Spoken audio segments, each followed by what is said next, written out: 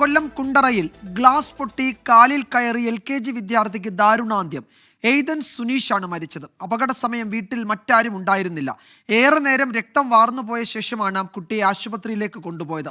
അരുൺ രാജ് വിദ്യാർത്ഥിയുടെ വീട്ടിൽ നിന്ന് ഇപ്പോൾ വിശദാംശങ്ങളുമായി ചേരുന്നു. അരുൺ, ഈ ഇത്രയും സമയം രക്തം വാർന്ന കുട്ടി തനിയെ വീട്ടിൽ കിടന്നു, എന്താണ് സംഭവിച്ചത്? അങ്ങേയറ്റം ദാരുണമായൊരു സംഭവമാണല്ലോ അരുൺ.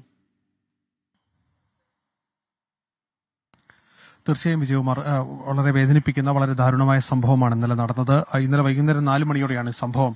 ഈ വീട്ടിനുള്ളിൽ ഈ എയ്തനും എയ്തന്റെ സഹോദരനും കളിച്ചുകൊണ്ടിരിക്കുകയായിരുന്നു. ഇതിനിടയിലാണ് പിതാവ് എത്തി എയ്തന്റെ സഹോദരനെ കടയിലേക്ക് കൂട്ടിക്കൊണ്ടുപോകുന്നത്. സമീപത്തേക്ക് കൂട്ടിക്കൊണ്ടുപോവുകയായിരുന്നു. ഒപ്പം പോകണമെന്ന് എയ്തൻ കൂടി വാശി പിടിച്ചു. പക്ഷേ അതേസമയം അടച്ചിട്ടിട്ട് മാതാവും എയ്തനും മാത്രമുള്ളപ്പോഴാണ് പിതാവ് സഹോദരനുമായി പുറത്തേക്ക് പോകുന്നത്. ഈ പിതാവിനൊപ്പം പോകാൻ വേണ്ടി എയ്തൻ ശ്രമിച്ചു എന്നുള്ളതാണ് നിലവിൽ മനസ്സിലാക്കാൻ കഴിയുന്നത്. അങ്ങനെയാണ് ഈ ഗ്ലാസ് ടീപ്പോയ്ക്ക് മുകളിൽ കയറി എയ്തൻ പുറത്തേക്ക് പോകാൻ വേണ്ടി ശ്രമിക്കുന്നതിനിടയിലാണ് ഗ്ലാസ് ടീപ്പോ പൊട്ടി എയ്തന്റെ കാലിൽ തറയ്ക്കുന്നത്. അങ്ങനെ കാലിൽ ആഴത്തിലുള്ള മുറിവ്, എയ്തന്റെ 2 കാലിലും ആഴത്തിൽ മുറിവ് സംഭവിച്ചു. പക്ഷേ ഈ സമയം ഈ മാതാവ് സമീപത്ത് തന്നെ ഉണ്ടായിരുന്നു, അവിടെ കുളിക്കുകയായിരുന്നു. പക്ഷേ ഈ കുട്ടി കരയുന്ന കേട്ടപ്പോൾ ഈ വാശി പിടിച്ച് കരയുകയാണെന്നാണ് ആദ്യ ഘട്ടത്തിൽ മാതാവ് കരുതിയത്. ഈ കുറെ നേരം കഴിഞ്ഞ് കുട്ടിയുടെ കരച്ചിൽ കേൾക്കാതെ വന്നതോടെയാണ് മാതാവ് ഈ സ്ഥലത്തെത്തി കുട്ടിയെ അന്വേഷിച്ചപ്പോഴാണ് ബോധരഹിതനായി ഈ കുട്ടി കിടക്കുന്നത് കാണുന്നത്. എന്തായാലും ഉടൻ തന്നെ ആശുപത്രിയിൽ എത്തിച്ചു. പക്ഷേ ആശുപത്രിയിൽ എത്തിച്ചെങ്കിലും ജീവൻ രക്ഷിക്കാൻ കഴിഞ്ഞില്ല. ഇപ്പോൾ പാരിപ്പള്ളി മെഡിക്കൽ കോളേജിൽ പോസ്റ്റ്മോർട്ടം നടപടികൾ പൂർത്തിയാക്കിയ ശേഷം ഈ എയ്തന്റെ മൃതദേഹം അല്പസമയത്തിനകം വീട്ടിലേക്ക് കൊണ്ടുവരും. ഇപ്പോൾ വീട്ടിൽ ബന്ധുക്കളാരും തന്നെ ഇല്ല. കാരണം അല്പസമയം മുമ്പ് വരെ പോലീസ് എത്തി ഇതുമായി ബന്ധപ്പെട്ട നടപടികൾ പൂർത്തിയാക്കുകയായിരുന്നു പോലീസിന്റെ ഭാഗത്തുനിന്ന്.